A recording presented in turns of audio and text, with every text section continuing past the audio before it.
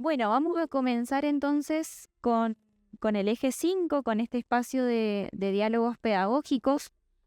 Más que nada, primero queríamos contarles cómo lo habíamos pensado este momento, y tiene que ver con justamente la propuesta que se nos hace desde el encuentro, que es que este espacio no sea un mero lugar de exposición de los trabajos que se están realizando, sino que podamos motivar el diálogo entre los distintos equipos, las distintas personas que han presentado sus trabajos. Entonces, se ha organizado de manera que pudiésemos hacer una primera instancia de lectura de los trabajos de forma asincrónica en el aula virtual, y hoy podamos recuperar por ahí las dudas, las reflexiones, conclusiones a las que llegamos en esa lectura, a través del diálogo, a través de algunas preguntas disparadoras que hemos pensado junto a la colega que está moderando desde lo virtual. Entonces, vamos a comenzar primero viendo quiénes están presentes de los que pertenecen al eje, y si están presenciales o virtuales, para que nos podamos reconocer y saber con quiénes vamos a estar compartiendo esta instancia. Mi nombre es Fernanda, no sé si se los había dicho, y Gabriela nos acompaña también desde la virtualidad. Bien, comenzamos. El primer trabajo que tenemos, que está en modalidad virtual, es el trabajo de Ana Carolina Cattaneo, Virginia Aliberti, Lucía Pico y Jehová Sebastián. ¿Tenemos participantes que estén conectados? Sí, ahí Sí. sí conecto Carolina y yo soy Virginia. Perfecto, bienvenidas. Gracias. Su trabajo se titula Acceso y utilización de archivos con bibliografía específica en plataforma Moodle de estudiantes de medicina veterinaria en el curso de genética general. Bien. Luego tenemos otro trabajo virtual que es de Ana Marotias y Marcela Agullo. Estudiar en contextos de alta demanda laboral, prácticas de aprendizaje en la educación a distancia del ámbito de la seguridad. ¿Tenemos alguna participante presente? Veo Ana Marotias, veo el cuadro de su Muy bien. pantalla, no la veo. Estaba esperando. Y también tenemos virtual, nos avisaron recién que estaban en la modalidad presencial y cambiaron, a Marti, Dayana, Anabel, Montenegro, María Dolores y Encina, Natalia, Florencia. Ahí veo a Dolores y Anabel. ¿Cómo están? Bien. Su trabajo se titula Ingreso y equidad en clave digital. Muy bien. Luego tenemos de forma presencial el trabajo de Roxana Lourdes Trivela. No sé si está entre nosotros. Aún no llega, al parecer. Virtual tampoco, ¿no? No. No la veo. No se ve al menos. Bueno, y nos quedan dos trabajos más presenciales, que tenemos acá con nosotros a la compañera María Jimena Yacanto, con su trabajo Experiencias de Educación a Distancia, Ventajas y Desventajas de esta modalidad. ¿Querés levantar la mano así te identifico? Ahí está.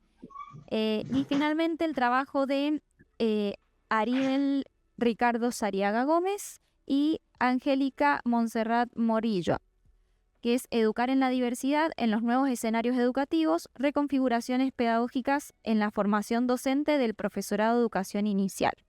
Tenemos acá a el compañero Ariel y Angélica. Ahí va, por aquel lado. Bien, hechas entonces las presentaciones, vamos a pasar a introducir, ahí Gabriela les está dando la bienvenida también, a introducir de qué se trata el eje y de qué temáticas vamos a hablar en estos minutos. La dejo a Gaby.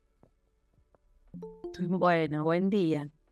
El eje, vamos a hacer la lectura formal, entonces la presentación del eje. En este eje se priorizan iniciativas en educación a distancia que consideran las trayectorias académicas situadas en contextos socioculturales diversos a través de propuestas que buscan la inclusión, la equidad, la accesibilidad y la participación estudiantil, especialmente de sectores desfavorecidos y de colectivos históricamente excluidos de los estudios superiores. Vamos a presentar entonces cada uno de los trabajos que tenemos en este eje. De autores: Ana Cattaneo, Virginia Aliberti, Lucía Gatti y Sebastián Pico, acceso y utilización de archivos con bibliografía específica en la plataforma Moodle de estudiantes de medicina veterinaria en el curso de genética general. Ana Marotias y Marcela Gullo, estudiar en contexto de alta demanda laboral, prácticas de aprendizaje en la educación a distancia del ámbito de la seguridad. Celeste Cifre, Martina Navia, Abril Altamirano, ciclo de podcast del área de educación a distancia de la Facultad de Ciencias Políticas y Sociales, conversaciones en escenarios digitales, voces estudiantiles. Diana Martí, María Dolores Montenegro y Natalia Encina, ingreso y equidad en clave digital. De Roxana Trivela, producción de recursos digitales por IA, desafíos en la interpretación y construcción del conocimiento. De María Jimena Yacanto, experiencias en educación a distancia, ventajas y desventajas de esta modalidad.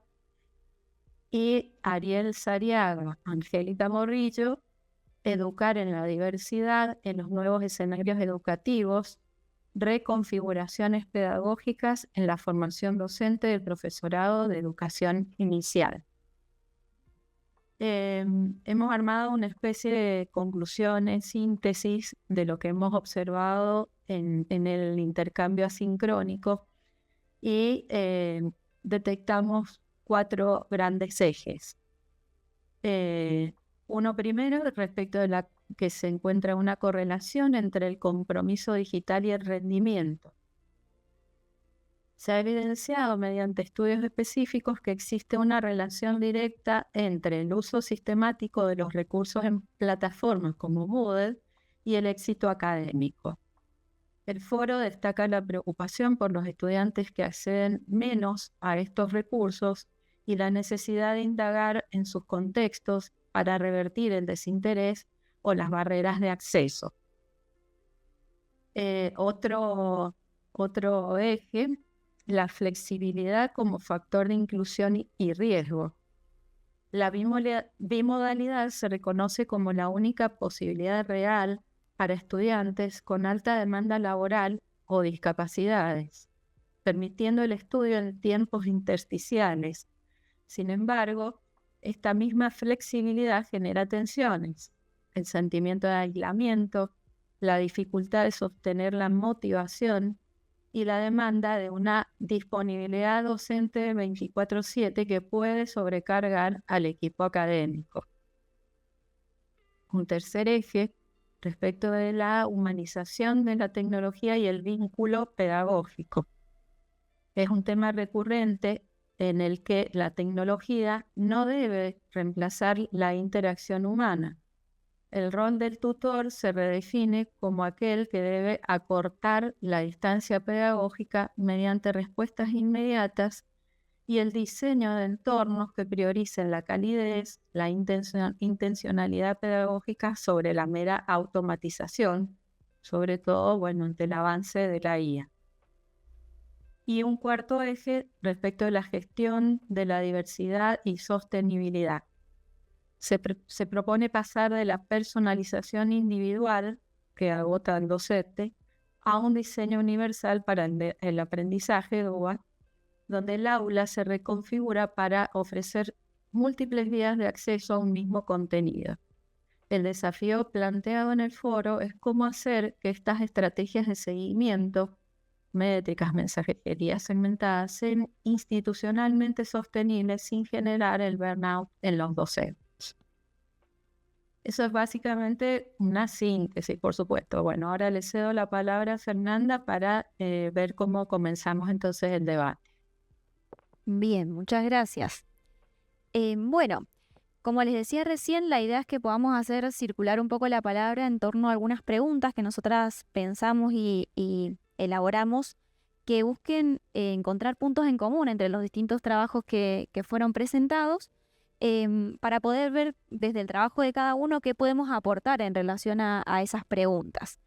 Como el eje pone el foco en las trayectorias estudiantiles, nos gustaría comenzar planteando la pregunta de cómo consideran ustedes que podemos dar apoyo o dar acompañamiento a las trayectorias estudiantiles en la educación a distancia, ¿sí? A través de qué dispositivos, de qué manera humanizar el vínculo, que es algo que apareció bastante en el foro, de qué manera marcar la presencia del docente, cómo se puede llevar adelante ese acompañamiento. Quien se anime y quiera comenzar, sea acá en la presencialidad o en la virtualidad, cualquiera puede aportar. Particularmente, disculpen, cuando vayan a hablar, les pedimos que se presenten de dónde son, porque sabemos que hay varios que están en otras provincias, en otras facultades o universidades, entonces de paso se presentan. Muchas gracias.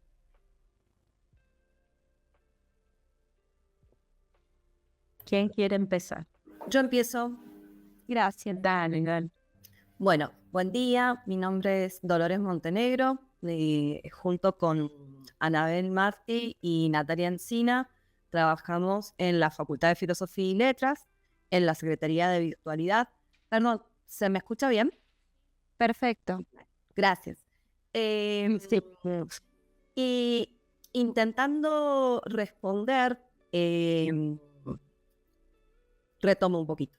Desde la Secretaría de Virtualidad nos encargamos de realizar no solo soporte técnico, sino también tecnopedagógico a lo que es la plataforma Moodle. A través de todos estos años y sobre todo post pandemia, digo que nos reconfiguró de otro modo, e intentando responder la pregunta es, bueno, ¿cómo mejoramos este acompañamiento en las trayectorias que no implique meramente la cuestión de estar en contacto con el aula virtual? Digo, los materiales o las dinámicas que me ofrece, en este caso, la plataforma Moodle. Nosotros desde la Secretaría, en este caso, decidimos hablar sobre nuestras experiencias del ingreso. Algo que nos funcionó un montón fue mejorar la comunicación, estar más presentes, no como un tutor, digamos, no confundamos ese rol del tutor presente en un aula virtual, ¿sí? Porque nosotros estamos como un poquito más en lo general.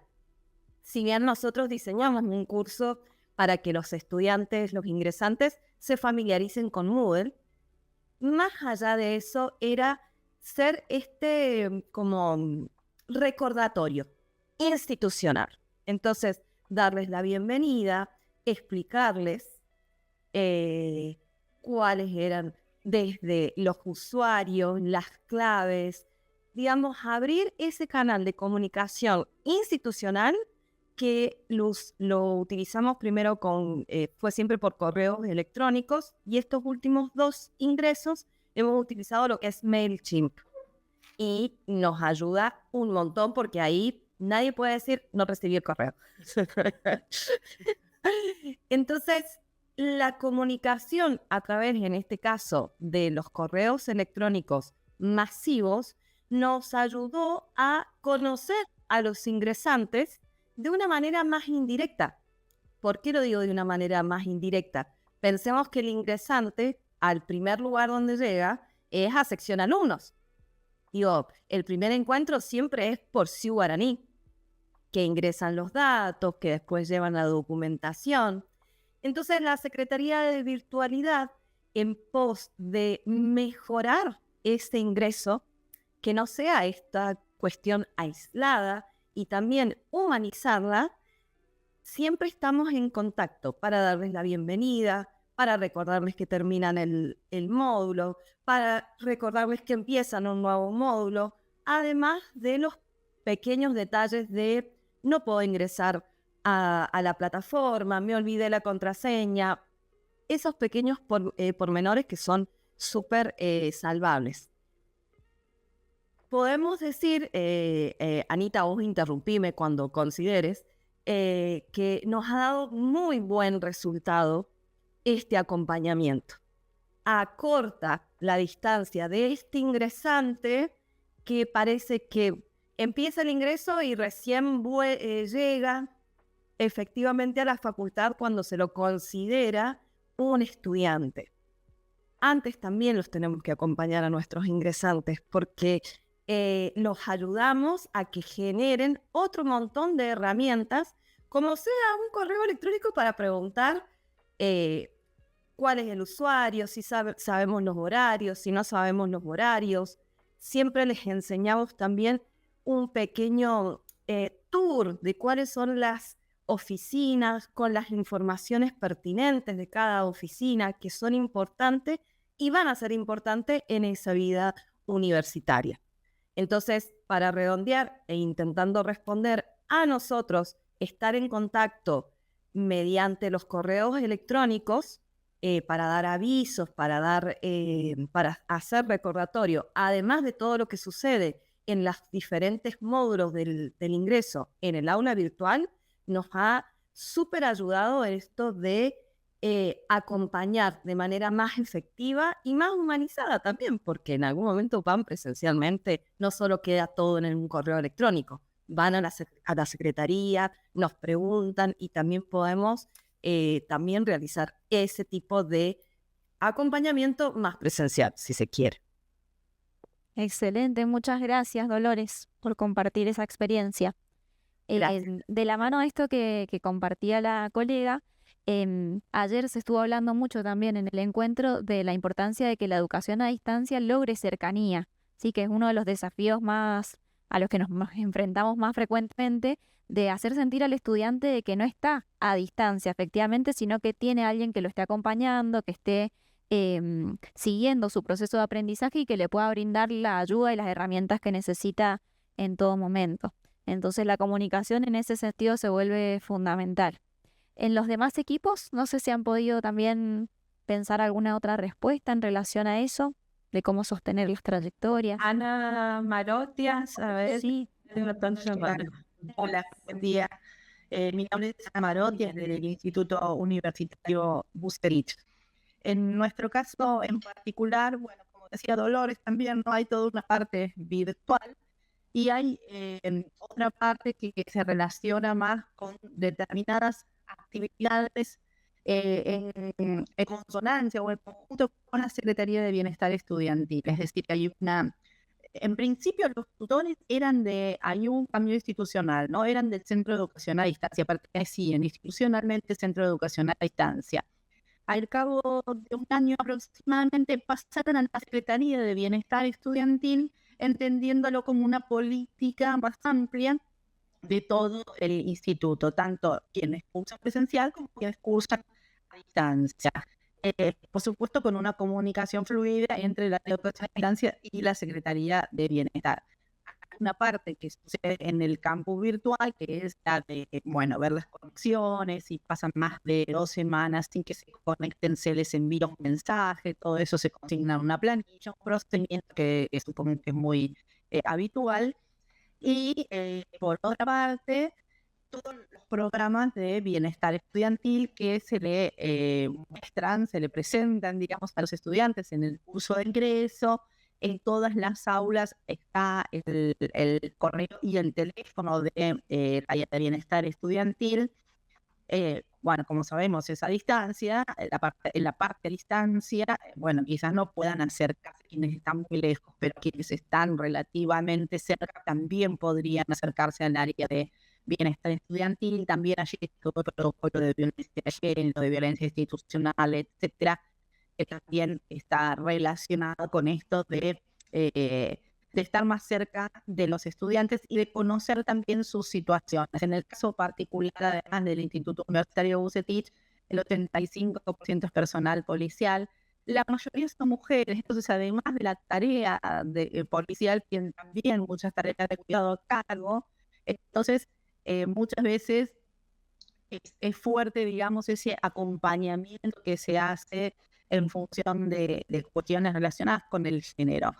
Entonces, bueno, básicamente es esto, ¿no? Este seguimiento a través de la plataforma y todos los programas de la Secretaría de Bienestar. Y por supuesto, bueno, el docente de cada de cada materia, si bien no tiene una función tutorial, tiene una función de seguimiento académico. Entonces ahí hay una comunicación con la Secretaría de Bienestar si entiende que el estudiante, no sé, está desaparecido del aula, no se conectó más o sabe que tiene algún problema, bueno, también ahí cumple un rol el docente. Está funcionando, digo, eso está funcionando bien, digo, me faltó decir eso, digo, de todo está funcionando bien. A veces no responden los estudiantes, no te responden el correo, bueno, puede pasar, lo de MailChimp está bueno, lo tomo, pero bueno, en general está funcionando. Bien, muy bien, muchas gracias, Ana. También creo que es importante esto de que el estudiante sienta que es importante, que es reconocido, y esto de buscarlos a través del correo, como comentaba recién Dolores, o a través de la mensajería y de diferentes medios, hace que también el estudiante sienta que lo están esperando, que se genere ese sentido de pertenencia hacia la institución. Así que me parece que también es muy, muy importante. No sé si quieren Me gustaría escuchar la voz de alguno de los estudiantes, que no sé si había alguien no están presencial o presentes. ninguna de las chicas. No, justo ese trabajo. Ah, sí, ahí llegó. Es que se sumaron más después de que hicimos la presentación inicial. Muy bien. Yo soy Roxana Vivela, estudiante de la carrera de Artes Visuales, el profesorado y la licenciatura. Estoy en tercer año. Disculpen que llegué un poco tarde, pero es lejos donde vivo. La comunicación, por lo menos desde mi facultad, con el área de ayuda al estudiante, es buena, pero es verdad que al principio estamos bastante perdidos porque no tenemos los contactos necesarios como para llegar hasta ahí. O sea que en ese sentido, por lo menos desde mi facultad, recién este año ha cambiado mucho la comunicación para que nosotros establezcamos, como decía la señora, esa ayuda. Pero sí, no sé qué otra, no sé qué pregunta habían hecho.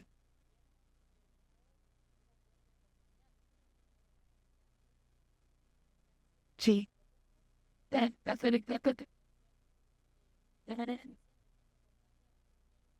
Y por lo menos a esta altura de la carrera, como somos menos los estudiantes, sí estamos cada vez más acompañados, como que la parte de Secretaría Académica ve el interés del estudiante y sí realmente acompaña y responde. Quizás en los años más, cuando uno comienza la carrera y hay como un desinterés del estudiante, valga el lenguaje no académico, una tomada de pelo, digamos. Entonces el secretario por ahí no demuestra el mismo interés que a un grado superior. Pero por lo menos en mi caso, el acompañamiento ha sido espectacular, pero porque yo he demostrado mucho interés también. Muchas gracias. Ahora le damos la palabra también a la compañera, era Jimena. Bueno, yo soy estudiante de la carrera Tecnicatura en Educación Social de la Facultad de Educación. Tengo experiencias a nivel de educación a distancia. Estuve capacitándome en la parte de robótica, en la parte de herramientas TIC y demás. Las experiencias han sido muy buenas. Si hablamos de ventaja y desventaja, es verdad que a nivel universitario por ahí se habla mucho de accesibilidad para el estudiante, o sea, poder lograr que los chicos aprendan a comunicarse a través de todo lo que tiene que ver la tecnología. Desde la jornada de ayer a la de hoy siempre se está hablando de la plataforma Moodle, del uso, si los chicos lo saben usar, si no, que han tenido dificultades con eso. Pero lo que noto que no se habla mucho de la accesibilidad para la persona con discapacidad. Nosotros estamos, o sea, somos un equipo que estamos empezando a investigar justamente el tema de la accesibilidad a nivel de herramientas TIC, pero en las personas con discapacidad, que nos va a acompañar la profesora Ana Sisti, que es la decana de la facultad, y justamente creo que esa es una de las temáticas que hasta ahora no se ha hablado mucho. Sí se habla mucho de accesibilidad, pero para los estudiantes, o sea, No hablamos de estudiantes con discapacidad, por ahí he estado mirando mucho el tema de las plataformas, en el sentido de saber si las plataformas están adaptadas para las personas con discapacidad. Por ejemplo, en la facultad nuestra me he encontrado de que, bueno, si hay un alumno con discapacidad, ya sea visual, ya sea motriz, se le debe comunicar para que justamente un tutor acompañe, para que un tutor pueda adaptar el material, pero por ahí uno de los planteos nuestros es ¿por qué no está ya la plataforma con ese acceso? Por ahí el otro alumno que a lo mejor no tiene discapacidad, poder interactuar en esa plataforma, ver que está adaptada para un compañero, también es bueno. De las experiencias de otras facultades, también de la UNCUYO, también me llamó mucho la atención una de las chicas que planteaba que utilizó uno de los medios que por ahí se usa mucho para las personas que tienen dificultad en el tema de la escucha, y usó justamente poder que los textos sean leídos, y le sirvió también a ella. O sea que esas experiencias por ahí es bueno que se compartan y que se habla justamente de esa accesibilidad para las personas con discapacidad. Dando lo que dice ella, en un pequeño curso que tuve de las personas que tienen discapacidad auditiva, muchos de ellos no pueden leer. O sea que lo que necesitaríamos también es una capacitación que no la tenemos, que yo se lo reclamo a la profesora. Nosotros tenemos un compañero que es sordo y no escucha, y no la podemos comunicar con él. Y estamos en el profesorado. Si nos llega a tocar un alumno con esa discapacidad, no vamos a poder ni siquiera comunicar. Claro, tampoco. Entonces, por lo menos a nuestras clases, el chico va con una traductora, una intérprete. Pero es verdad que ni nosotros nos podemos comunicar con él, ni las plataformas están adaptadas para ese tipo de discapacidad. Bueno, y recuperando lo que hablábamos recién de la importancia de la comunicación, el hecho de que no estén los medios para que nos podamos comunicar todos con todos, termina siendo una barrera al final. En varios de los trabajos también aparecía esta idea de cómo disminuir las brechas o las barreras que se dan, ya sea por una discapacidad, ya sea por una cuestión de disponibilidad de recursos, porque puede ser brecha digital o puede ser brecha cognitiva, o sea, hay un montón de barreras que se van interponiendo. Y en eso habíamos leído que había uno de los trabajos que hablaba del DUA, que creo que va un poco con el planteo que hacían las compañeras, de la importancia de flexibilizar las propuestas antes de que surja la necesidad de adaptarlo a una persona en particular o a alguna discapacidad puntual, pensando que las aulas son heterogéneas y que nos encontramos todo el tiempo con diferentes formas de aprender, diferentes formas de acceder al conocimiento, diferentes formas de representarlo también. Entonces, me parece que es súper importante que, poniendo la mirada en las trayectorias de los estudiantes y de poder acompañarlas de la mejor manera, que nos replanteemos las formas en que ofrecemos los contenidos, los conocimientos. Y bueno, acá tenemos justamente la persona que participó de ese trabajo, que nos puede comentar un poco más cómo lo ve reflejado el tema de las trayectorias en relación a ese dispositivo. Hola, ¿qué tal? Buen día. Mi nombre es Ariel Sariaga, soy psicopedagogo y también soy estudiante de la facultad en la Tecnicatura de Intérprete de Lengua de Señas. A ver, voy a contar dos cositas en el proceso de investigación y en la experiencia. En la experiencia en particular, por ejemplo, el año pasado quedó no regular en una cátedra que era taller, y esa cátedra era híbrida supuestamente. Había una parte por plataforma y una parte presencial. ¿Y por qué no quedó libre? Porque justamente se cursaba lunes y martes. Los martes yo estaba dando clase, entonces podía ir los lunes a presencial, y los martes supuestamente el acuerdo era, si se hacía todo lo de la plataforma, los videos, análisis y demás, estaba todo bien. A fin de año me encuentro con que no estaba todo bien y quedó no regular. Y el planteo fue, no alcanzaste la asistencia al taller. Entonces, el planteo acá es, bueno, cómo esa heterogeneidad que nos podemos encontrar nosotros en el aula, realmente si le damos cabida y participación a los diferentes modos de acceso al aprendizaje, ya puede ser presencial, virtual, híbrida, cómo mantenerlo en el tiempo y realmente darle identidad a ese proceso virtual. Eso como una parte, como para pensarlo, bueno, ¿qué participación o qué porcentaje le podemos dar a esa virtualidad realmente para que tenga esa identidad?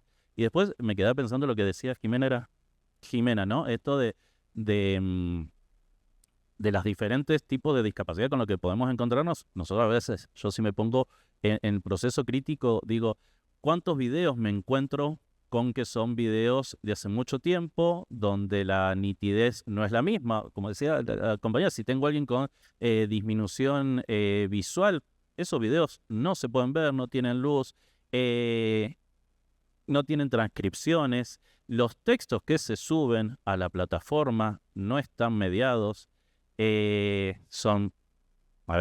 un proceso en el DUA que te plantea cómo debe ser el texto, Arial 12, 14, interlineado 1,5, que ya viene dentro de lo que son los planteos de los diseños universales de aprendizaje, que en el proceso de enseñanza no se están cumpliendo. Entonces, esa aula heterogénea no termina siendo heterogénea, termina siendo exclusiva para quien puede únicamente acceder y poder desarrollar ese aprendizaje.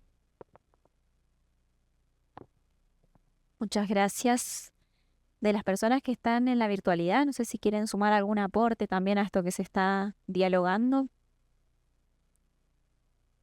Nosotros hicimos el trabajo de la Moodle, del seguimiento de cómo usan la plataforma los chicos de tercer año de la Facultad de Ciencias Veterinarias de La Plata. Yo soy Ana Carolina Cataño, Virginia Liberti es mi compañera, y Lucía es nuestra scripta, y después está Sebastián Pico, que es el profesor a cargo de la comisión, y Guillermo Gibón Batista, que es el profesor titular de la cátedra. Y la idea era ver cómo ellos usan el material que nosotros subimos a Moodle, porque nosotros todas las clases son presenciales. Entonces nuestro acompañamiento es desde la presencialidad, incluso vamos una hora antes de que empiece la clase para que los chicos tengan un espacio de consulta antes, si quieren después, si tenemos un ratito después de la clase se pueden quedar a consultar, tienen nuestros mails. Ayer pusimos el otro trabajo del eje 3, que Virginia explicaba el uso del foro en Moodle.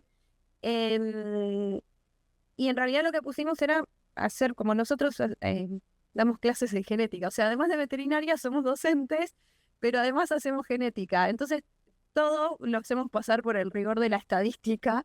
Entonces, hacemos el análisis estadístico para tener un dato certero y objetivo de si ese uso que le dan al material subido se refleja después en el rendimiento académico. Y bueno, y encontramos diferencias significativas en que sí tienen mejores notas. Hay los que leen la bibliografía específica son los que promocionan, básicamente. O sea, hay quienes no y promocionan igual, y hay quienes sí y no promocionan, pero digo, en general, en los que leen la bibliografía específica. Y nosotros le llamamos bibliografía específica a lo que ponemos en Moodle como nuestra Moodle está dividida en pestañas por cada clase. Son 12 clases, cada clase tiene una pestaña. Esa pestaña tiene la presentación que se va a dar en la clase, la guía de trabajos prácticos y una sugerencia bibliográfica, que a veces son trabajos que escribimos nosotros, a veces son sugerencias para que lean un paper, a veces son capítulos del libro que se sugiere. Y vieron que la Moodle, bueno, más o menos todos son iguales, ¿no? Pero te pone chico por chico a qué le hizo clic y qué miró. Entonces armamos una base de datos de Excel con eso.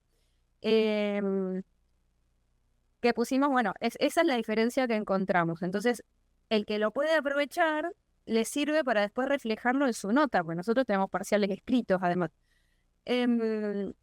Pero con respecto a la pregunta que nos habían hecho, que es la pregunta inicial cuando empezamos a charlar esto, es ¿qué pasa con los que no? Y yo lo contesté, se me hizo re larga la respuesta en el foro, pero es re difícil con el que no, porque primero que no sabes por qué no accedió, que en eso volvemos como lo que decía Dolores al principio, que tenés que tener un acompañamiento distinto con el que no. En realidad con todos tenés que tener el acompañamiento de mandarle un mail, de ver qué le pasó.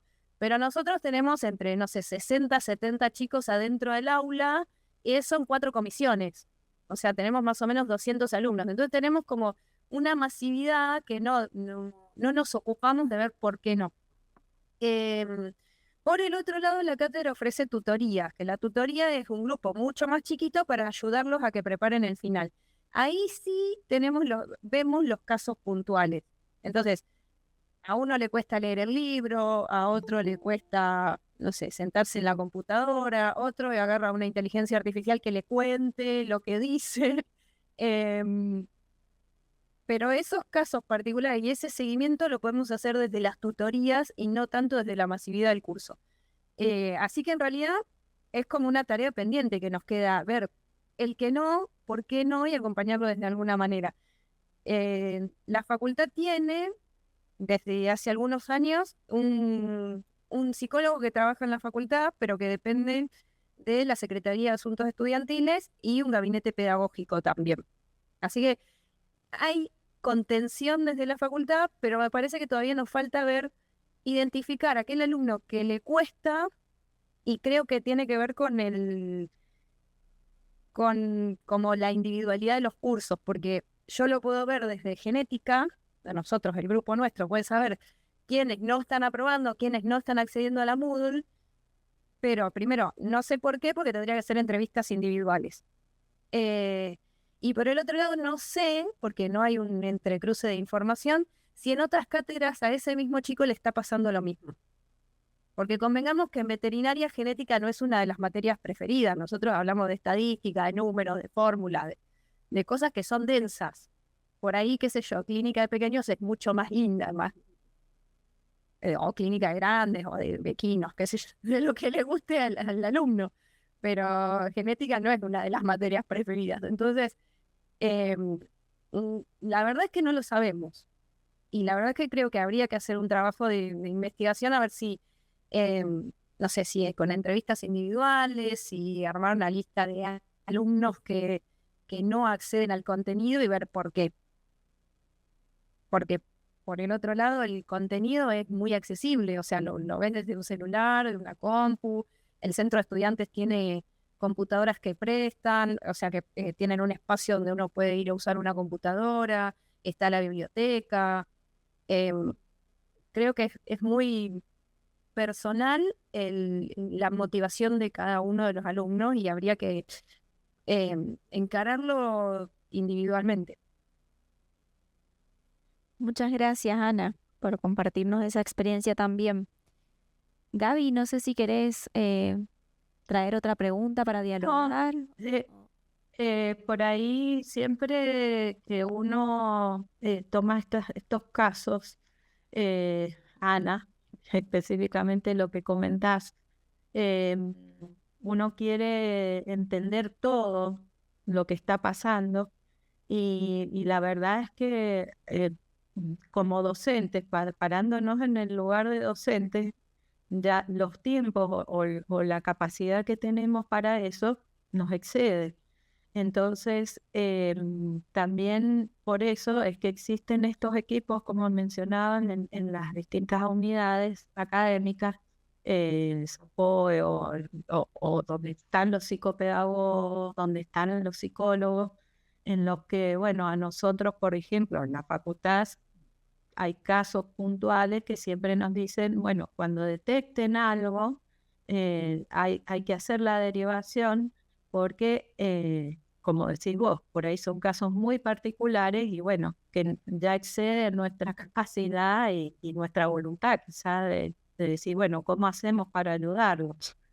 Y bueno, y entra ahí también todo el tema de bueno, cuántos estudiantes tenemos que tener en las aulas o a cuántos estudiantes podemos atender, tanto presencial como ya sabemos cuando están en otra situación, el trabajo que implica. Y ahí surgen, y que hubo en las conversaciones en el foro, de esto del docente 24/7 o del papel de los tutores. Entonces, bueno, ¿cómo lo encaran o cómo lo están viviendo en los distintos equipos? Que nos comenten eso, a ver qué pasa con los tutores, con los docentes y cómo se da esa atención en lo virtual o en la distancia? Bueno, mi nombre es Anabel, trabajo en el Colegio Martín Zapata, que es un colegio secundario que pertenece a la Universidad Nacional de Cuyo. Y bueno, le quería hablar sobre todo a Ana y a Virginia, porque ya que les gusta la estadística y todo, bueno, desde hace varias versiones de Moodle hacia atrás, o sea que seguro ustedes lo tienen en el Moodle que sea, se pueden ir a informes. Hay una parte de informes donde hay un montón de herramientas que tiene Moodle de estadística y de rastreo de actividades para ver cuántos alumnos, quiénes fueron los alumnos, en qué momento entraron a ver un archivo o ver un video. Además, si ustedes se van a la configuración del curso, pueden activar el rastreo de actividades, el seguimiento de actividades.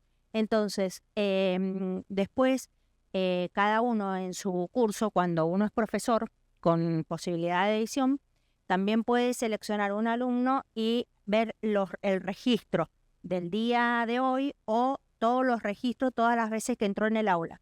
Es decir, nosotros como profesores vemos absolutamente todo lo que hace cada uno de los 100 o 200 alumnos, cada clic que hace, hasta incluso el IP de la máquina donde se logueó, y vemos el segundo, minutos, hora, minuto y segundo de las actividades que hizo.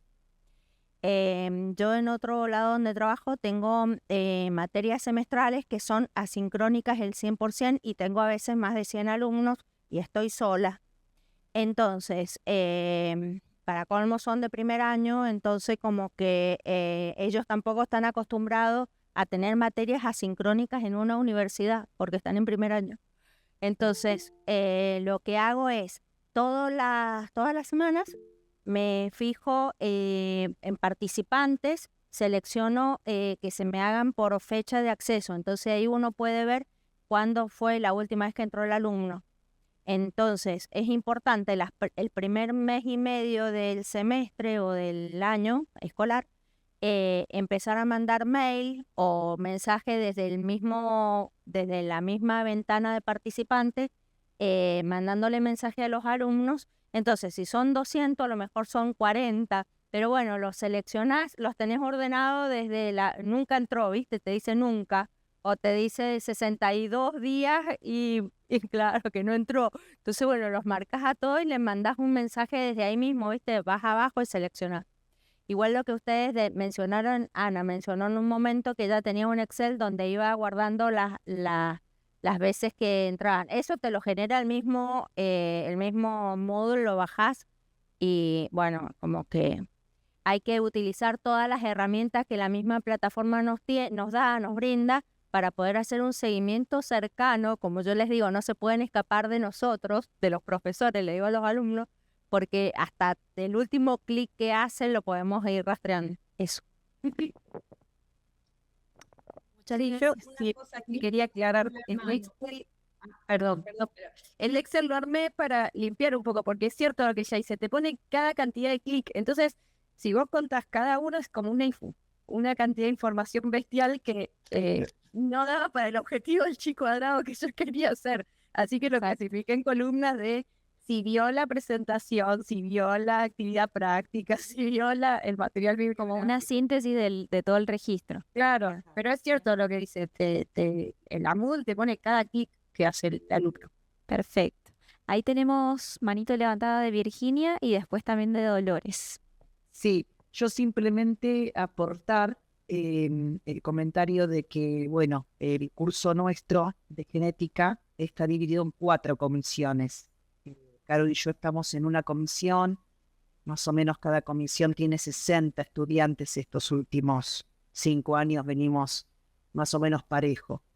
Si bien como herramienta Moodle nos da todo este monitoreo, bueno, nada, como docentes nos excede el tema de por qué el estudiante no ingresa.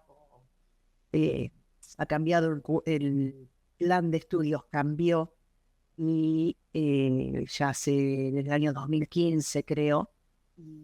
Este curso ahora es cuatrimestral Y bueno, vienen sobrecargados de actividades. Hay chicos que recursan aquellos materias de segundo año, entonces están sobrepasados de actividades.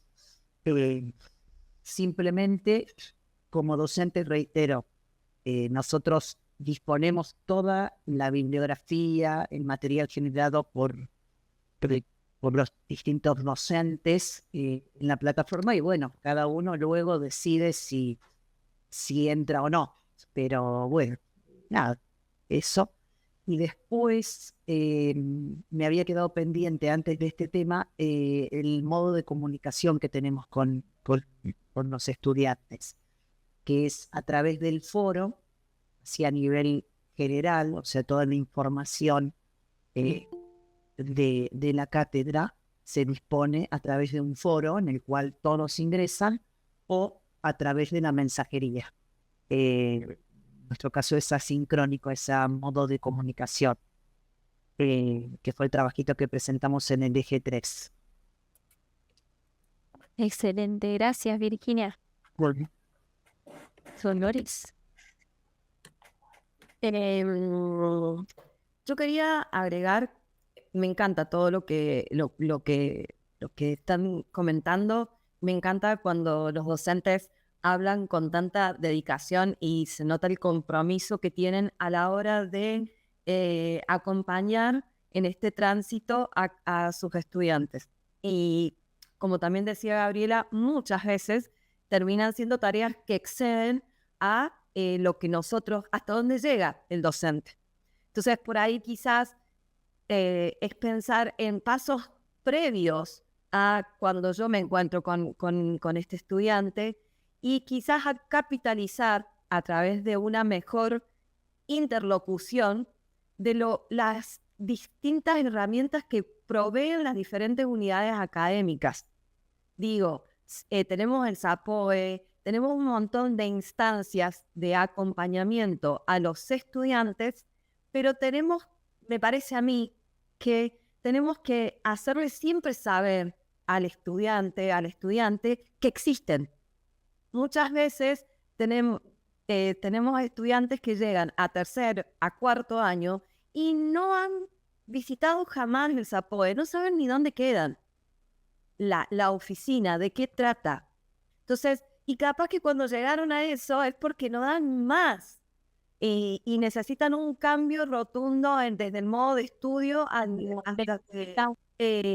a cómo nosotros también como docentes, digo, yo también puedo ir como docente y decirles, mira, estas 5 personas tienen estas características, estoy tirando un número random, seguramente no van a ser 5. Digo, pero también me parece que tengo que volver a la unidad académica y quizás intentar repensar todas estas herramientas para articularlas en pos de un mejor ingreso, una mejor permanencia, y sobre todo un mejor egreso. Digo, estamos en los diferentes roles que nos tocan, tenemos que trabajar con las 3 patas, las 3 etapas que transitamos cada vez que decidimos ingresar a una carrera, sea de pregrado, de grado o de posgrado. Entonces, por ahí está la invitación. Decir, bueno, yo en mi facultad, ¿qué tengo? Está un gabinete, está esto, está acá. Bueno, me junto. Y bueno, digo, siempre sumemos adeptos. Bueno, Virginia decía, vienen muy cargados. ¿De qué materia? Bueno, capaz que voy a charlo con mis colegas. Digo, che, fíjate, me parece que ahí está. Entonces, no es facilitar.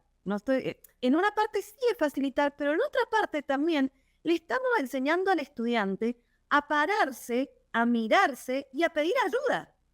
Capaz que tiene que ir una sola vez al SAPOE, y el SAPOE después viene y te dice, che, fíjate, mirá, le hace mejor ver videos. No sé, estoy diciendo cosas random, pero ese feedback muchas veces, vuelvo a esto, excede al rol docente. Entonces, por ahí la invitación es esa. Bueno, me fijo cómo puedo interactuar con el resto de las herramientas que tenemos disponibles en las unidades académicas. Y es solamente una sugerencia y una invitación.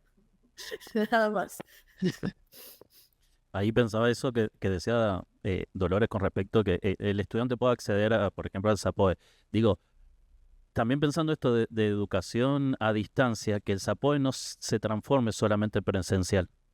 Digo, también se pueden hacer entrevistas, también se pueden hacer estrategias, también se pueden hacer reconfiguraciones de la carrera a través de la virtualidad. Y no necesariamente tengo que encontrarme, ir a la oficina y saber si estoy pensando en este estudiante que está en riesgo de deserción, que se está por ir, motivo X, y digo, bueno, que conozca los servicios de orientación, bueno, pero que vaya a la facultad y se entreviste en el servicio de orientación.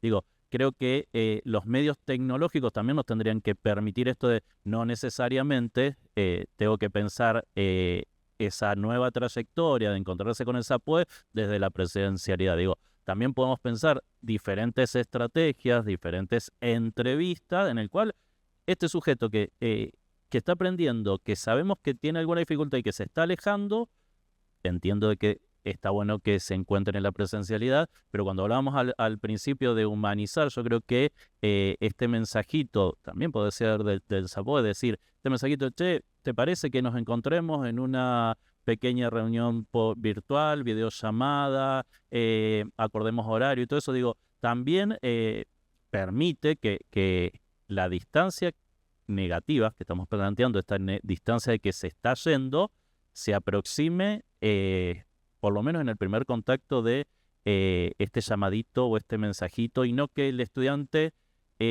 tenga que ir. Yo soy muy crítico de esto, de que el estudiante siempre es el que tiene que adaptarse.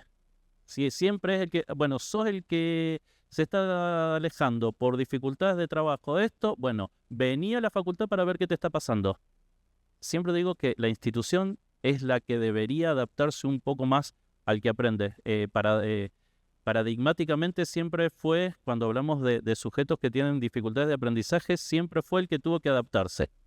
Y hoy el paradigma te dice que no, la institución tiene que decir qué barreras tengo que eliminar para que este estudiante no se vaya. Si lo estoy citando al servicio de orientación, vení presencial para ver qué te está pasando por el cual te vas, y estoy poniendo una nueva barrera. ¿Sí? Entonces digo, la institución, veamos, a ver, tenemos miles de recursos, bueno, veamos cuáles son para ese estudiante el que mejor le va a convenir al estudiante, no a la institución. Muchas gracias. En relación a esto que estaban compartiendo también, me interesaría que podamos sumar la voz de dos estudiantes más que llegaron, que habían compartido un trabajo sobre cómo vivenciaban las trayectorias también desde el rol de estudiantes en la virtualidad, y me parece que suma esta idea de poder entender primero cómo lo ven los estudiantes para poder ofrecerles mejores herramientas y mejores dispositivos de acompañamiento también para mejorar esa trayectoria y que realmente se sientan acompañados. Creo que si no nos planteamos primero qué necesitan ellos, es difícil que podamos acercarnos y abrirles las puertas para que finalmente sean ellos los que vengan a la institución a buscar ayuda. Entonces me gustaría si las chicas quieren comentar un poco cómo fue el trabajo con esa experiencia, si nos quieren acompañar acá para que las vean desde el stream. Sí. Bueno, hola, ¿qué tal? Buen día. Mi nombre es Martina, estoy acompañada por Abril. Nosotras somos becarias del área de educación a distancia en la Facultad de Políticas. Un poco lo que veníamos trabajando hace un tiempo es una herramienta que construimos en conjunto que se llama Primeros Pasos en Moodle. Surge a partir de que en la facultad es verdad que el estudiante es muy diverso y hay una diversidad en cuanto al acceso a los dispositivos y hay una diversidad en cuanto a la alfabetización digital. Entonces nos sucedía mucho que venían los estudiantes a decir, no entiendo cómo matricularme, no sé cómo cargar una actividad, no puedo responder los mensajes. Entonces en conjunto estuvimos trabajando en ese aula de primeros pasos donde fuimos como haciendo una recapitulación de lo que nosotras consideramos que es importante hacer en el Moodle. Y en ese sentido, y que para mí tenía que ver con lo que decían del conocimiento de las instituciones que son importantes para nuestras trayectorias estudiantiles, también hay un apartado específico en el que dice cuáles creemos que son para nosotras las instituciones que son relevantes a la hora de transitar la facultad, ya sea SAPOE, secretarías estudiantiles Bueno, en la facultad nosotros le damos mucho valor a la organización estudiantil, entonces también mencionamos el centro de estudiantes y eso. Bueno, no sé qué. Sí, bueno, y en función de eso, buen día a todos y a todas. En función de eso, coincidimos mucho con esta perspectiva de, bueno, hay que escuchar a los estudiantes, no podemos armar herramientas o pensar estrategias en función de lo que decía él, que coincidí mucho, de la institución y de qué le queda cómodo a la institución, sino qué es más fácil o qué le facilita la trayectoria estudiantil a quienes estudiamos en esta oportunidad, no solo para quienes estamos, sino también para quienes van a venir, que son generaciones mucho más diversas de las que conocemos, y que seguramente van a tener otro tipo de problemáticas. También hay que pensar a futuro. Tenemos, al menos nuestra facultad, no sé si cuenta todavía con herramientas digitales a disposición de los estudiantes para que puedan efectivamente entregar sus trabajos prácticos, participar de una clase virtual. Hay como muchas brechas y entiendo también en función de lo que escuchábamos ayer, que cada facultad tiene su particularidad. Entonces, en términos más macros, pensar también, bueno, qué se puede hacer desde la universidad para achicar esas brechas, creo que es un objetivo que tenemos todos y todas. Creo que esto nos abre un poco la mirada también sobre cómo podemos pensar desde lo institucional formas de acercarnos a las lógicas estudiantiles y de responder a las necesidades y demandas que tenemos hoy en día en nuestras aulas. Y me parece importante que articulemos todo lo que hemos ido hablando desde temprano en la mesa con respecto a lo comunicacional, con respecto a esto que hablamos de humanizar esa relación entre el docente, entre el estudiante, entre las instituciones también y todos los dispositivos que maneja para facilitar las trayectorias, pero que es importante, como decían varias de las colegas, que se conozcan esos dispositivos, que se los hagamos cercanos al estudiante, que se los facilitemos, porque si no de nada sirve todo el esfuerzo que se hace en generarlos si finalmente los estudiantes no acceden. Entonces es clave que desde lo comunicacional estén a disposición y que se ofrezcan para que se pueda hacer uso y aprovechar todo eso que se está trabajando. ¿Quieren sumar algo más en relación a esta pregunta? Las personas virtuales. Celeste. Presencial. ¿Ven? Es difícil después. Bueno, ahí me acerco, me sumo para... Bueno, buenos días a todos, a todas. Yo soy parte del área de educación a distancia, así que acá estoy acompañando a Martina y a Abril. Vos recién decías, Fer, que era importante que se conocieran esos dispositivos. Yo pensaba, bueno, cómo poder pensar un ecosistema de bienestar digital, de acompañamiento, que se difunda e integre estas herramientas. Y en ese sentido decías, está bueno conocerlo, dar a conocer. Hay un ciclo de podcast que hicieron las chicas que tiene que ver con dar a conocer las voces de los estudiantes y de las estudiantes, porque muchas veces hablamos por ellos y por ellas, y hay una intermediación de la mirada adulta y desde nuestros roles, ¿no? De gestión, docente, interpretación. Así que a mí me gustaría que compartieran esa experiencia porque es las voces de ellas y de ellos en cómo transitan la universidad y cómo también construyen un rol distinto de estudiante en estos entornos híbridos, ¿no? Solo para sumar a lo que decía la Cele, nosotras no queríamos sentarnos acá a hablar sobre qué dicen los podcasts. Escúchenlos, están muy buenos. A mí, yo me sumé al área después de la Marti, el podcast ha estado bastante avanzado, así que puede hacer aportes a eso. Y escuchándolo, por eso les digo que lo escuchen, cada uno va haciendo su interpretación y va entendiendo un poco, bueno, quizás se quiso referir a esto o interpretar, cuestiones propias de cada persona. Pero a mí lo primero que se me ocurrió en ese momento fue como, wow, qué buena herramienta el podcast en sí, como método también de aprendizaje. O sea, he pensado mucho en estos días también como mentalizándome para este encuentro hay un montón de herramientas de la digitalidad que no terminamos de ocupar o de explotar, que son también métodos de estudio. Quizás un podcast de 15 minutos es mucho más funcional e interesante que estar escuchando la intervención magistral de 2 horas de que nos solemos encontrar esas cosas en Moodle, como bueno, la clase de la profe que se grabó en la pandemia. Nada, hay clases que duran 15 minutos y son mucho más fructíferas que esas intervenciones que son mucho más largas. Entonces, pensar desde esa perspectiva de, bueno, el video sirve, en qué condiciones, en qué términos, de qué tiempo, con qué calidad. También me pasaba con el podcast, es como, bueno, los podcasts duran 15 minutos y son súper interesantes y no es mucho tiempo. También está la opción de ponerle en 1.5, 2.0. Pero bueno, digo, también para practicar la concentración, la escucha activa y demás, sabemos que concentrarse en cosas hoy es mucho más difícil y con estudiantes también cuesta un montón. Entonces, nada, también como estudiante invitarles a quienes dan clases a que pensemos este tipo de estrategias que sean más fructíferas, más amables. Sé que es difícil, pero en ese sentido también lo pensamos desde el área, como bueno, si hay aportes de los estudiantes y hay aportes de los docentes, lo podemos juntar y hacer cosas bastante piolas. Eso. Muchas gracias. Algo cortito de desafío para Cele.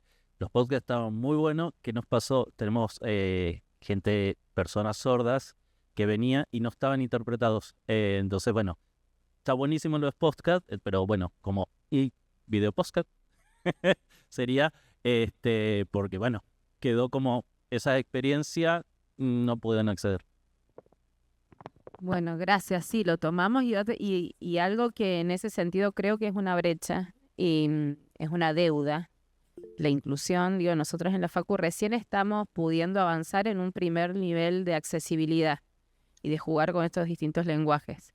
Entonces, está perfecta la observación y la necesidad de hacer un video, así que vamos a contactar a Educación para los intérpretes.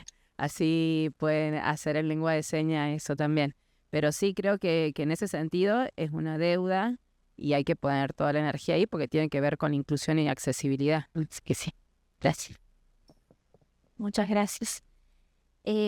Bueno, y Perdón, Fernanda, Virginia levantó la mano. Yo digo, es una herramienta que está buenísima, innovadora, pero por ahí como complemento del teórico práctico que sí o sí tenemos que cumplir como docente porque hay una reglamentación. O sea, como complemento está genial, en nuestro caso. excelente. Que se trata un poco también de hacer una selección a conciencia y con sentido pedagógico de las herramientas que uno va a incorporar en la propuesta que hace a los estudiantes.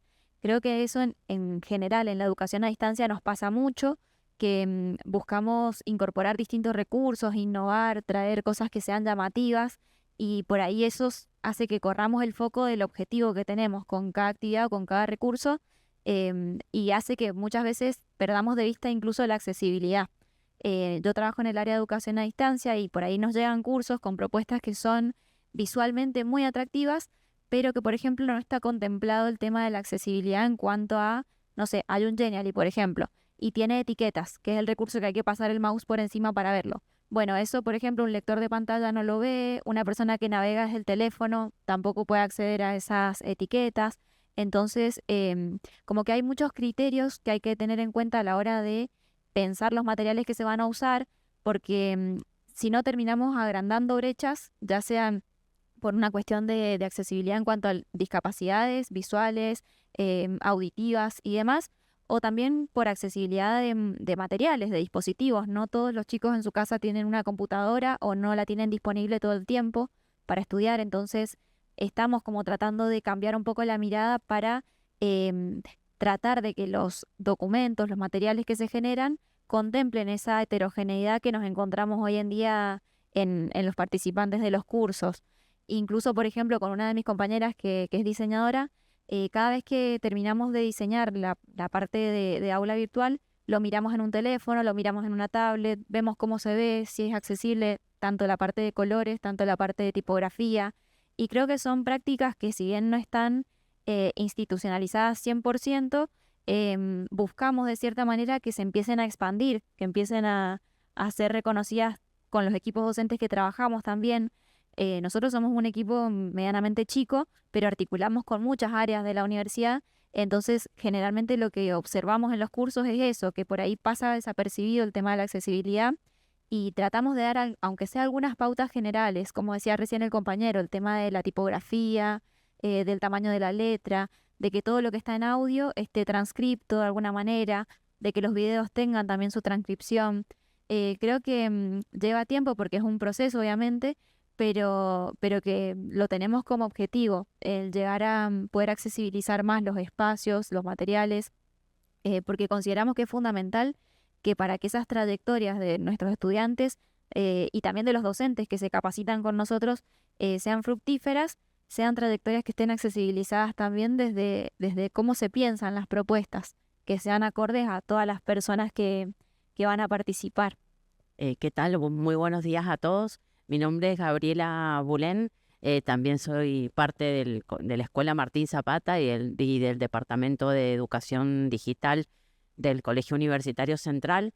Y bueno, sumándolos a los aportes que realmente han sido todos muy valiosos, me gustaría traer la idea, esto que vos también planteás, Fer, un poco mirar atendiendo a las particularidades de los estudiantes, es pensar en los estilos de aprendizaje, si hay que responder a los estilos de aprendizaje y las particularidades de cada estudiante, o sea, aparte de que es sumamente importante para el tema de la inclusión y de la accesibilidad, es también pensar en todos tenemos estilos diferentes para aprender a través de un audio, a través de un video, a través de la lectura de un texto, como también los docentes. Los docentes también tenemos particularidades en la forma que tendemos los puentes entre el aprendizaje y la enseñanza, ¿sí?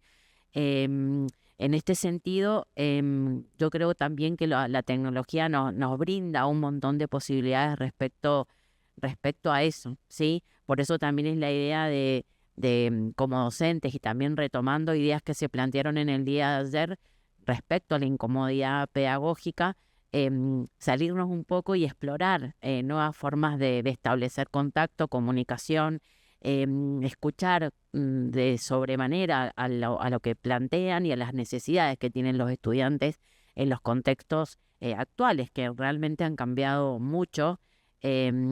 Mendoza cada vez está más grande, cada vez tenemos más necesidades y sobre todo el tema de la necesidad de trabajo que tienen los estudiantes. Entonces es también re importante lo que decís vos, tal vez están en el micro y necesitan acceder a un material, a un contenido, y entonces ver esa diversidad de soportes, de materiales, yo creo que es algo que tenemos que aprovechar, ¿sí? Para dar respuestas y que realmente se construyan de distintas maneras las enseñanzas y también el aprendizaje de los estudiantes.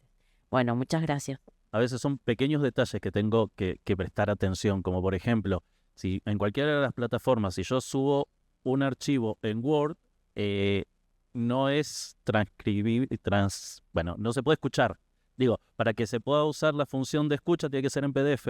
Entonces son pequeñas cosas, digo, porque me ha pasado a mí en la facultad, accedo a documentación y esa documentación está en Word.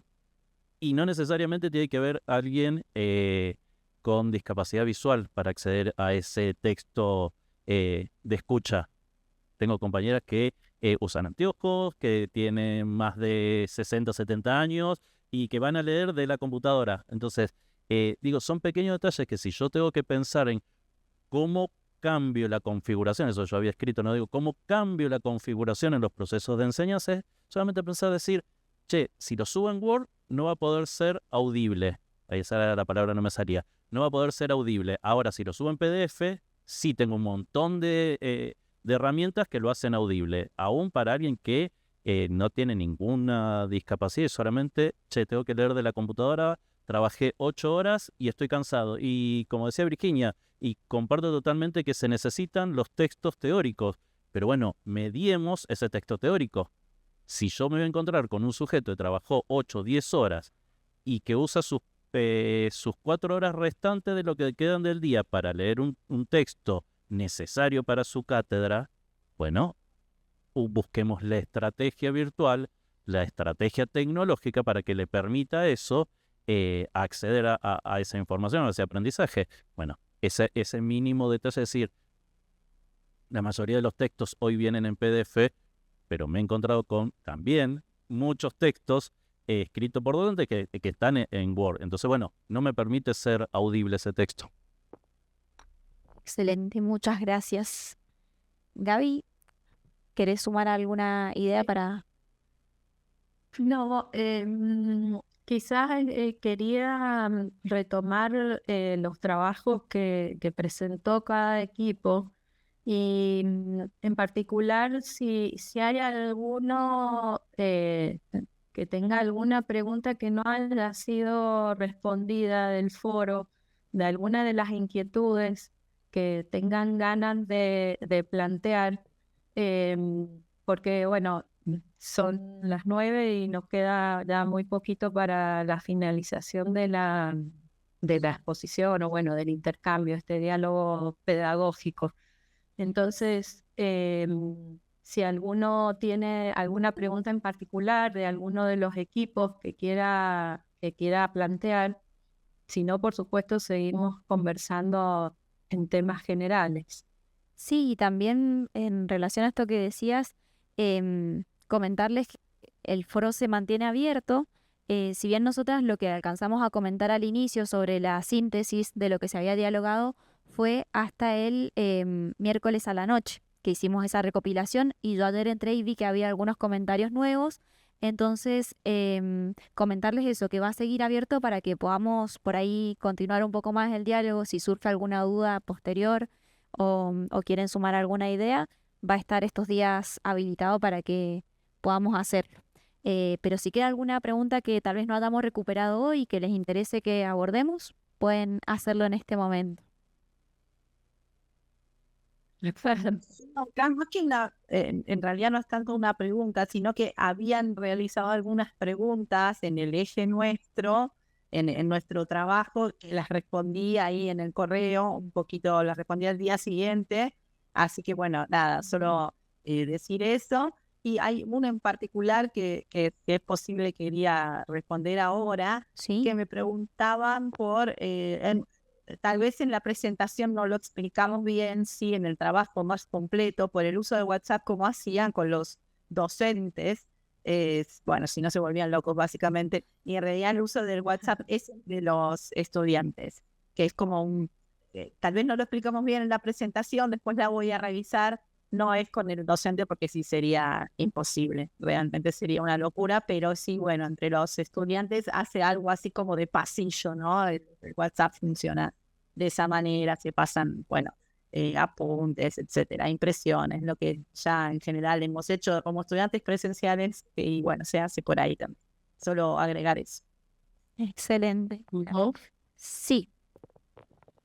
Quiero robarle 2 minutitos. Quiero presentarles a alguien para ver cómo a través de la tecnología, a través de la virtualidad, se puede acceder a aprendizajes. Y es una profe de alguien de acá de la Facu que es una persona sorda y que se ha recibido de intérprete, está haciendo un diplomado, todo a partir de la virtualidad y todo mediando a través de la tecnología.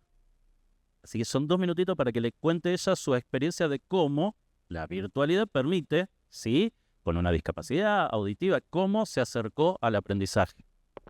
Tiene su intérprete y vamos también a ayudarle un poquitito a Rocío en la interpretación. Hola, yo soy Ana Paula, esta es mi seña personal.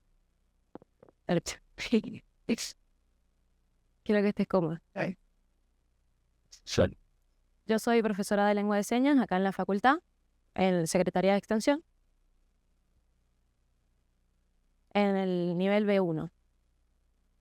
Yo trabajo a través de la virtualidad y también la presencialidad, ambas. Pero sobre todo también doy otros cursos de lengua de señas a través de la virtualidad, en distintas provincias, para que puedan aprender la lengua de señas y comunicarse con las personas sordas. Y cómo, a través, por ejemplo, de Zoom, de otras plataformas web, para poder practicar la lengua de señas a través también de videos, más sobre todo en el ámbito digital.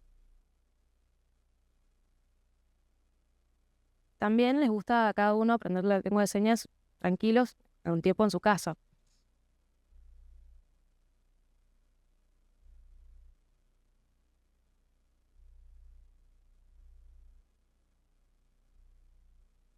Nosotros trabajamos a través de la virtualidad enseñando también más la presencialidad. Pero esa es mi experiencia. Vos, por ejemplo, como cuando vos cursaste como alumna, a través de la virtualidad, ¿tuviste algún problema? Yo como estudiante, antes, no acá, en otra provincia, tenía mucha accesibilidad, también tenían intérpretes, también tenían mucho material para leer. Si alguien tenía problemas para leer, también estaba transcripto. Dentro todo de la virtualidad, para que los estudiantes puedan avanzar. La verdad es que acá falta muchísimo y necesitamos intérpretes. Yo, por ejemplo, antes vine a esta facultad, pero no había intérpretes. Ayer vine. Y yo por eso pienso que es importante que se sepa de la pedagogía a través de la educación a distancia. Que haya accesibilidad en lengua de señas para personas sordas. Para lo que quieran estudiar. Claro. ¿Vos te pudiste recibir a ver? ¿Vos te recibiste virtualmente o presencialmente? Yo me recibí en la virtualidad, 100%. Sí, fui al acto, por supuesto, de colación, y sí participé para poder conocer a mis compañeros. Es lindo verse de distintos tamaños, no solo iguales en el Zoom. Gracias. Muy bien. Qué ejemplo, ¿no? Bueno, las Nada, quería potencialidades que robarle tienen, esos ¿no? 2 minutitos para ver cómo con diferentes configuraciones, utilizando la virtualidad, utilizando diferentes dispositivos, podemos brindar los mismos procesos de enseñanza y aprendizaje que si tuviéramos la presencialidad. Modelos tradicionales de presencialidad o de aprendizajes que, bueno, ya se empiezan como a desestructurar. Excelente, muchas gracias por traer también la propuesta de mostrarlo. Creo que nos deja pensando también qué más podemos hacer para flexibilizar esas trayectorias y acompañarlas de forma más efectiva. Bueno, creo que Carolina quiere sí, mencionar. A ver. ok. Yo quería preguntarle, bueno, nada, agradecerles a todos, buen día, primero, gracias por todo este encuentro y poder hablar de estos temas que a veces son invisibles o son, es decir, si no se tocan, no es algo que de agenda común. Mi consulta es, la persona que estuvo antes, la profesora, ¿ella eligió hacerlo virtual o tuvo también la posibilidad de hacerlo presencial? Y en ello, ¿qué es lo que más facilita a las personas sordas? Si ellas optan más por la presencialidad, ¿qué les hace mejor? Nada, porque yo siempre digo... Siempre me pregunto independientemente de las herramientas que haya, qué es lo mejor para cada persona. Es decir, independientemente de que nosotros busquemos la inclusión, qué es lo que más gusta, qué es lo que es más fácil, qué es lo que ayuda más. Yo apoyo mucho la virtualidad, pero me encanta la presencialidad. Bueno, posiblemente es por mi trabajo. Yo soy profesora, pero soy también trabajadora social y para mí es muy rico el poder mirarte a los ojos fijos, un montón de cosas que hacen a la presencialidad. Pero digo, bueno, llegó la virtualidad para quedarse y es otra manera, otra herramienta y bienvenida y aprender y me imagino que en esto seguramente vamos a tener que aprender un montón. Así que bueno, eso. Y después que me quedó algo de uno de los profes que estaba hablando sobre el SAPOE, y digo yo, el hecho de que a veces que los estudiantes no tienen conocimiento, a veces visibilizarse, ¿cierto? Digo, es poder entrar a los cursos. No, a veces no hay que ir directamente al estudiante en sí, pero uno visibilizarse puede ayudar a que ellos sepan que se está para poder, cuando uno tiene alguna situación difícil o alguna situación compleja, decir, pero esta persona si bien son estudiantes universitarios, pero digo, ¿por qué no que ellos sepan que cuentan con ese recurso? Porque a veces es un monstruo la universidad y bueno, depende cada chico, cada situación. Es decir, me imagino que en la universidad es como la secundaria, hay chicos con TED, hay chicos con distintas situaciones que a veces son más retraídos. Y bueno, nada, pensaba eso cuando hablaba el profesor y bueno, nada, me gusta hablar, pero ya está. Yo voy a contar 2 cosas. La primera es que yo antes había estudiado la diplomatura de mediadora y asesora de lengua de señas en Buenos Aires, en la Universidad de San Martín, una universidad nacional. Yo eso lo hice virtual, pero una vez al mes tenía que ir presencialmente. Así que viajaba, iba a cursar, volví a mi casa, lo cursaba virtual, ambas cosas. Después me recibí. Y ahora yo soy docente en Buenos Aires. Este año trabajo virtual y también presencial. Viajo para ver a mis estudiantes. La segunda cosa es que yo ahora estoy estudiando una diplomatura de traducción e interpretación en ámbito jurídico. Yo todos los viernes lo hago virtual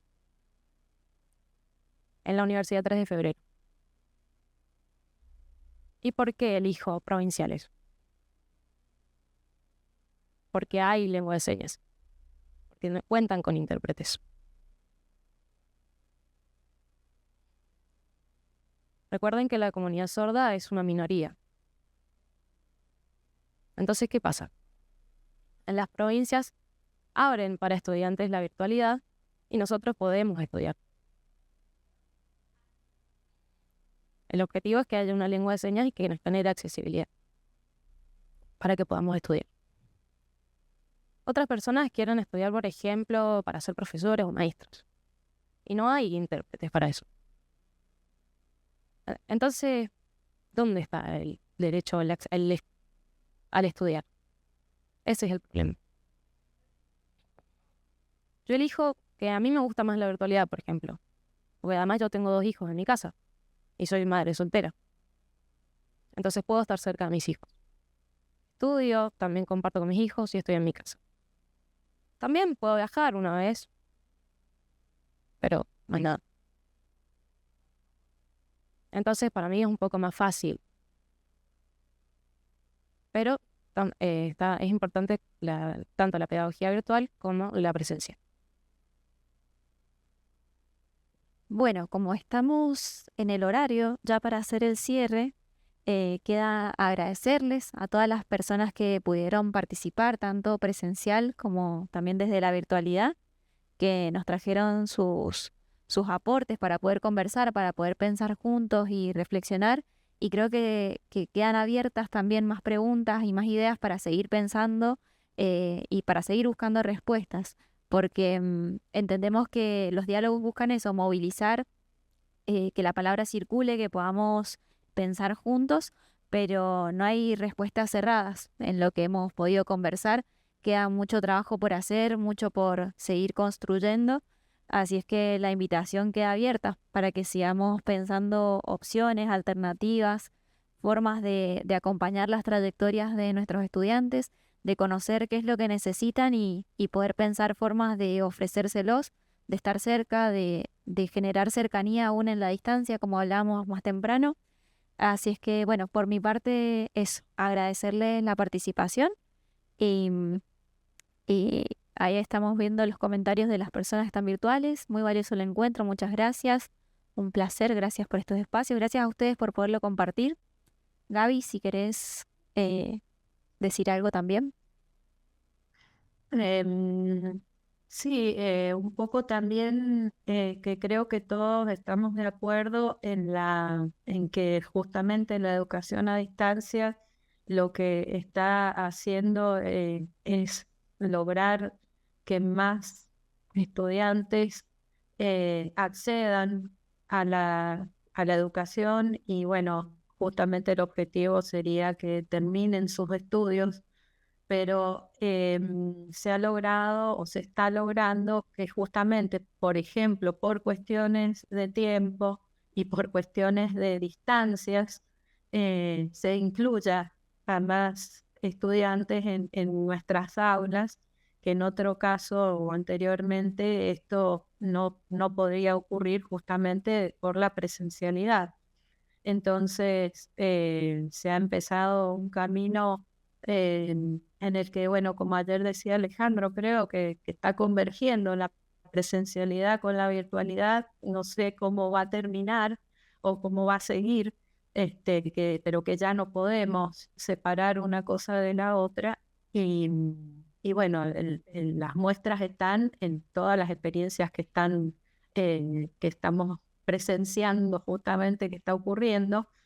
Y bueno, la tarea nuestra como docente, por supuesto, siempre va a ser acercarnos cada vez más al estudiante, pero como insisto en lo que salió en el foro, de esta situación de lo que hacemos como docentes, que quizás más siempre de lo que nos da el tiempo, el cuerpo y la mente, ¿no? En la cabeza, siempre intentando acercarnos a los estudiantes.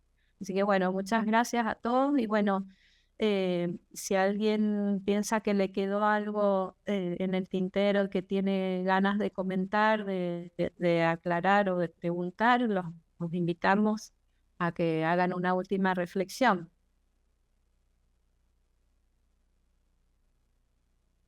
¿Quién tiene ganas de comentarnos?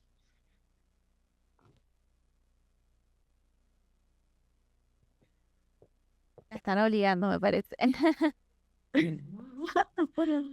Claro, bueno, igual han estado comentando también un montón por acá por el chat. Yo tengo una reflexión que quizás no sé si sea lo más interesante, pero entre ayer y hoy pensaba mucho en, bueno, todas las herramientas que tenemos y charlando recién con lo de los podcasts o la inteligencia artificial y demás. Siento que son todas herramientas que nos tienen que servir un poco para darnos la posibilidad de demorarnos y tranquilizarnos. Siento mucho que vivimos en una cotidianidad muy acelerada, que si no corro al colectivo voy a llegar tarde al laburo para tomarme otro colectivo para poder, la vida es un poco agitada. Entonces, respecto a todo lo que hemos hablado en estos días, pienso que nada, todo lo que conocemos y estas nuevas herramientas que tenemos son las que nos tienen que permitir poder pasar más tiempo con nuestra familia, poder pasar más tiempo con nuestros amigos.